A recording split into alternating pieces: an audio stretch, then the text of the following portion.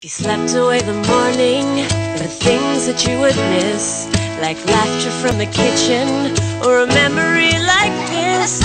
Taburkan mesa seres, taburkan cinta. Assalamualaikum warahmatullahi wabarakatuh. Kembali lagi bersama saya Desi. Nah, dalam video kali ini kita akan membahas gimana ya bisa tuker jodoh nggak sih? Tuker jodoh? Emang baju kalau nggak muat bisa dituker. Itu pun kalau tokonya mau. Kalau nggak mau ya sudah. Nah, teman-teman mungkin yang sudah menikah, nah ini khusus yang sudah menikah ya, tapi nanti ada nasihat juga bagi yang belum menikah gitu ya. Mungkin teman-teman yang sudah menikah itu pernah merasa, kok pasanganku begini ya, kok dia nggak berubah sih, kok dia begini terus, ih capek sama dia, atau kok dia nggak berubah seperti yang kuharapkan sih, gimana? Terus kemudian menyesal ataupun kecewa kayak gitu ya.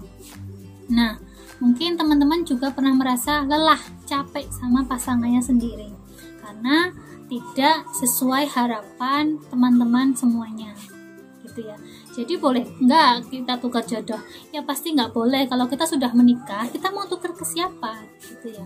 Nah, jangan sampai kita berpikiran untuk mengakhiri hubungan atau mengakhiri pernikahan hanya karena kita merasa capek kepada pasangan, hanya kita merasa pasangan kita tidak sesuai dengan harapan ataupun permintaan kita gitu ya.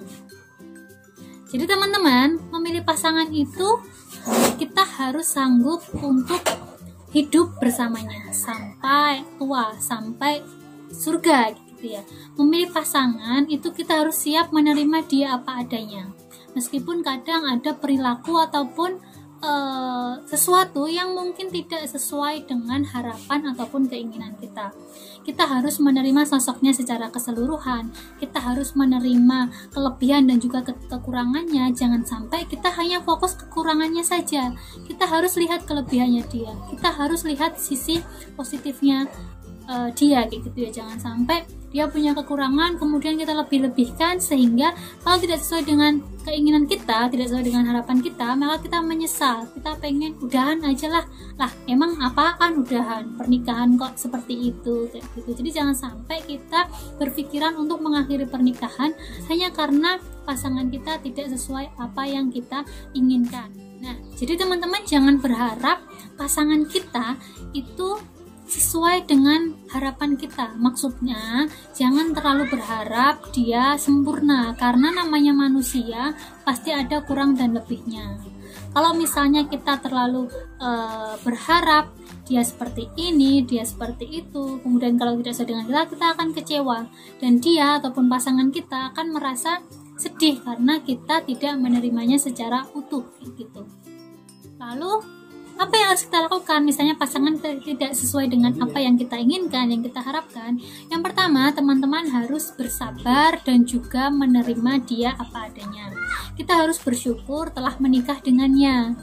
Karena apa? Karena kita sudah menikah. Berbeda kalau misalnya masih ta'aruf kayak gitu ya, bisa ditukar biodatanya kayak gitu. Tapi kalau sudah menikah, kita harus sabar, kita harus menerima dia kayak gitu. Jadi kita harus fokus ke kelebihannya, kita syukuri apa yang dia punya, kita syukuri kelebihannya, jangan kita fokus ke kekurangannya. Karena kita sendiri pasti juga punya kekurangan yang mungkin dia yang mungkin tidak sesuai dengan keinginan dia juga kayak gitu. Jadi harus saling melengkapi. Namanya pasangan, namanya suami istri harus saling melengkapi. Kalau punya kekurangan ya jangan fokus ke sana, fokuslah ke kelebihannya. Itu akan membuat rasa cinta, rasa sayang akan semakin banyak. Yang kedua, kita harus memperbanyak menghabiskan waktu bersamanya. Dengan begitu, kita akan lebih mengenal, kita akan lebih memahami bagaimana pasangan kita. Nah, bisa jadi kita baru tahu setelah kita sering ataupun lebih banyak waktu dengannya kayak gitu. Jadi harus perbanyak waktu. Misalnya udah punya anak pun ya harus ada waktu untuk berdua. Misalnya malam minggu berdua ataupun weekend berdua. Kan bisa anaknya dititipin ke neneknya ataupun kakeknya, kan cuma sementara, cuma sebentar saja. Jadi jangan sampai anak banyak kemudian kita tidak ada waktu buat pasangan kita. Nah, itu kita harus bisa menghabiskan waktu berdua juga sampai kapanpun itu. Karena kalau misalnya anak-anak nanti sudah besar, yang ada yang bisa hidup sama kita adalah pasangan kita. Anak-anak kita akan hidup bersama keluarganya masing-masing, sedangkan kita pasti sampai tua, sampai meninggal itu akan hidup dengan pasangan kita sendiri. Nah, yang ketiga adalah berdoa. Doakanlah pasangan kita agar lebih baik, dan juga kita juga bisa menjadi yang terbaik buat pasangan kita. Kita berdoa agar pernikahan sakinah mawaddah warahmah. Jadi jangan lupa setiap sholat kita harus selalu dan senantiasa mendoakan keluarga yang kita bangun, mendoakan pasangan kita, mendoakan anak kita, mendoakan keluarga kita agar menjadi pribadi yang lebih baik lagi. Karena Allah yang mengubah, yang bisa mengubah, yang bisa mengatur bagaimana manusia dalam hidupnya. Jadi kita harus perbanyak berdoa. Nah, jadi untuk para single lillah, teman-teman yang belum menikah, teman-teman harus menyadari bahwasanya orang yang akan kita pilih nanti adalah orang yang akan mampu dan sanggup hidup bersama kita, yang mampu menghabiskan waktu bersama kita. Jangan sampai kita hanya mencocok-cocokkan saja, nggak sesuai dengan harapan kita beralih ke yang lain. Jangan seperti itu. Jadi kita harus meyakinkan bahwasanya sebelum menikah kita benar-benar bisa hidup bersama yang kita pilih. Jangan menyesal di kemudian hari.